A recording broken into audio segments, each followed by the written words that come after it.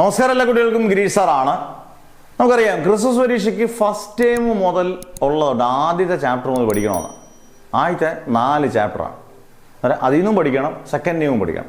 കാരണം പലരും ചോദിക്കും സെക്കൻഡ് ടൈം മാത്രം പഠിച്ചുകൊണ്ട് പോയാൽ മതി, ഫസ്റ്റ് ടൈമിൽ നിന്ന് ഒരു 30% 20% ക്വസ്റ്റ്യൻസ് കാണും. ഇവിടെ ഈ പറയുന്ന ചോദ്യങ്ങൾ നിങ്ങൾക്ക് പഠിച്ചുകൊണ്ട് പോകാൻ പറ്റുമോ?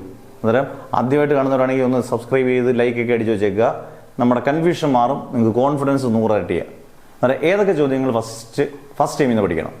ഒന്ന്, ആദ്യത്തെ ചാപ്റ്ററാണ് ആക്സിയൽ ലൈൻ, ഇക്വിറ്റോറിയൽ ലൈൻ പഠിച്ചുകൊണ്ട് വേണം പോകാൻ. Gauss's theorem proof 3 applications. Gauss's theorem proof 3 applications. Equipotential surface അതിൻ്റെ പ്രോപ്പർട്ടീസ്. പിന്നെ capacitance of a parallel plate capacitor.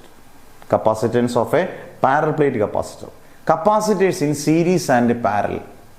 മറക്കരുത് ഇത് പഠിച്ചുകൊണ്ട് പോകാൻ. Capacitors in series and parallel.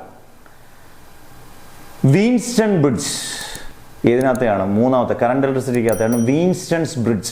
നിർബന്ധമായിട്ട് പഠിച്ചുകൊണ്ട് പോകണം. Conversion of galvanometer into ammeter, conversion of galvanometer into voltmeter 4ാമത്തെ മാഗ്നറ്റിക് എഫക്ട്സിനകത്തെ.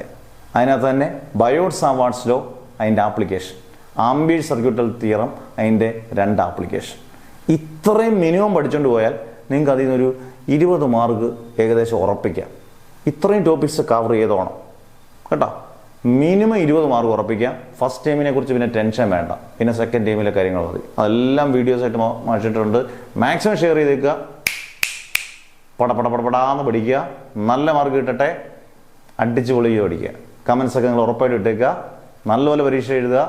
എല്ലാവരും നല്ല മാർക്ക് മേടിക്കട്ടെ എന്ന് പ്രാർത്ഥിച്ചുകൊണ്ട് മാഷ് നിർത്തുന്നു. Never ever give up.